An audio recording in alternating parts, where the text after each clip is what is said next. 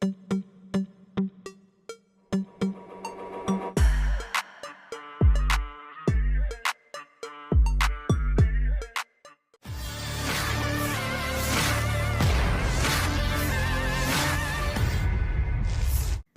rekaman detik-detik parit tentara Ukraina disambangi serangan granat aktif Rusia. Granat meledak dan menghancurkan tentara Ukraina di dalam paritnya.